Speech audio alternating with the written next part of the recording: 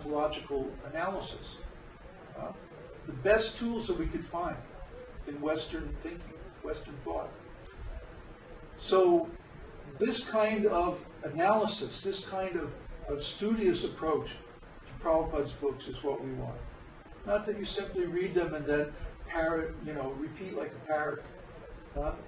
That's okay, but it's not really very good. Because we see so many devotees.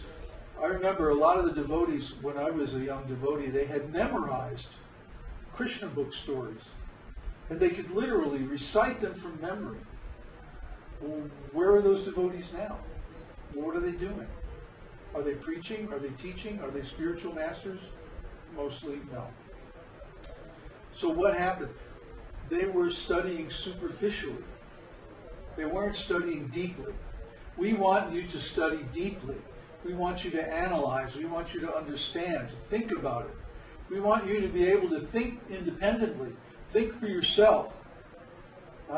That's why we teach so many things about ontology and logic, transcendental this, transcendental that. It's not just to show off how intellectual we are or something like that. It's so that you can really understand the scriptures. Not just superficially, but deeply. Then think for yourself and understand these things properly, and then you can really serve Kṛṣṇa. Then you can really please Kṛṣṇa and get some results in your devotional service. That's what this is all about.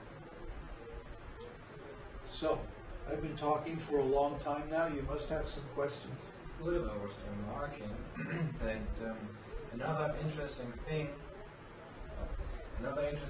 is that we are seeing the process of chanting 64 rounds accelerate on devotees. It took me 3 years to chant 64 rounds, and now flowing the Kṛṣṇa took only 1 year. Yes, right.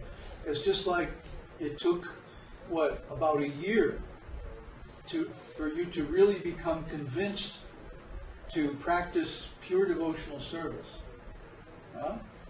Whereas Florian and Connor took much less time. And I think we'll see this as our group gains momentum. The process of bringing someone into the group will accelerate. Why? Because we're creating a certain platform, a certain standard of association. And when someone comes into that association, they'll very easily come up to the standard.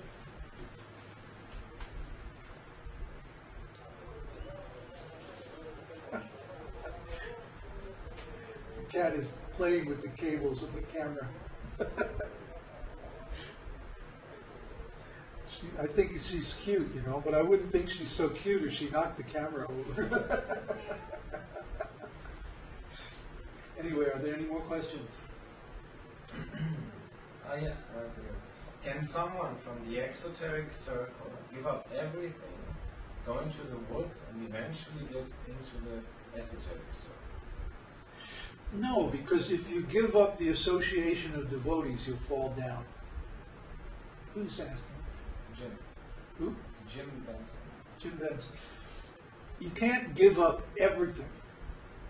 What does it mean to give up something? In our language, it means to engage it in the service of the Lord. So we don't exactly just give up. That's artificial. That leaves us without engagement. And that's very dangerous. An idle mind is a devil's workshop. It's an old saying. So we don't try to give up things. We try to engage things in Krishna's service. That's real renunciation. Real renunciation doesn't mean that we give things up. That's impersonalism. The impersonalists like to say, well, real self-realization means we give up all activities. We don't do anything. We just sit around and think we're advanced. But actual renunciation is when we take the results of our karma and we offer them to the Lord in devotional service. If I have some money, I engage that money in devotional service. If I have some talent, I engage the talent in devotional service. If I have some energy, I engage that energy in devotional service. You see? Just like now, I'm engaging my speaking activities in devotional service. I like to talk about philosophy. So instead of talking about some dry, mundane, material philosophy, I talk about Krishna conscious philosophy. That's engaging. I don't give up speaking. The impersonalists say that when you give up speaking, you become silent, mona. And that's self-realization. No. When the scriptures say that the devotees become silent, what it means is that they only talk about Krishna. Yeah, they don't speak any nonsense. But you see, the impersonalists, they're speaking about material science and charity work and politics and so many other things, because they can't remain on that platform, that artificial platform of just giving everything up. So they descend back to the material platform because they don't have any other kind of activities. They get bored. It's boring just sitting around doing nothing. Try it sometime. So if a person, so-called, gives up everything and just goes to the woods and chants, without becoming prepared, without going through being a Madhyama Adhikari, if you try to jump from Kṛṣṇa, from the exoteric circle to the esoteric circle, you'll just fall down. You won't make it. You have to go through the process of purification first. Then when you're qualified, you can do so. I went to Hawaii all alone because I couldn't find anybody else to work with. If I could have found a situation in some temple somewhere or some spiritual community somewhere, I certainly would have done that. I was forced to go alone. I tried everything else and it didn't work. So that was all I could do. It was the only alternative left. But I don't recommend it because most people aren't strong enough. Yeah, but isn't it recommended to do it that way? Do it what way? To go on your own. Actually, I mean, in the scripture it says you should go into the forest. I mean, this we Yeah, we but don't have to take literally. it doesn't say that you just, one day you're, like a middle management worker in an international corporation, and the next day you go to the forest. No. That's artificial. No, You have to go through the middle stage first. See, what he's saying is, I just give up everything, whatever I'm doing, and go to the forest. That's wrong. That's wrong. Is first of all, I take everything, whatever I've got, and I join a spiritual community and engage in service and become purified. Then I go to the forest. Yeah, but that I mean that actually you should go on your own. You should be on yourself. If you can't go anywhere else.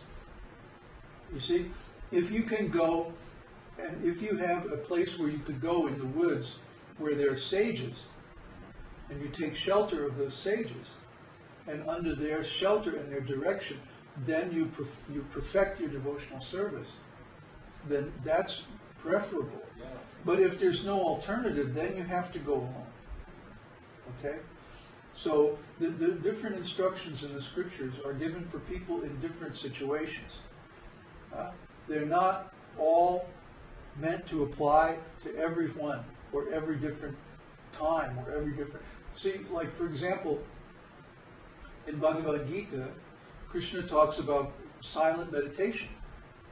Going to the woods, sitting on a deer skin, and just controlling the pranas by breathing exercise and stuff like this. Nobody can do this in Kali Yuga. This is very impractical. And because of that, Arjuna rejects it. He says, Krishna, the system of self-realization that you're giving me is very impractical. Because it requires controlling the mind. And my experience is that my mind is all over the universe. So it seems easier to control the wind than to control the mind like that. I can't do that, Krishna. Nobody can do that. Give me some other way. And so Krishna goes on to describe devotional service. You see? This idea of giving up everything, going to the woods, this is like a jnani, the path of jnana. Jnana means silent meditation leading to transcendental knowledge. So on that path, you just give up everything. You stop all activities. You become dull and silent and inert. But nobody can do that. Huh? Come on, be honest. You can't do that. If you could do it, then you would do it now. You wouldn't have to ask me. No, I'm not going to tell you to do that, because that would lead to failure. And then you would blame me because I said you should do that. Huh? No, I'm not going to fall for that. No.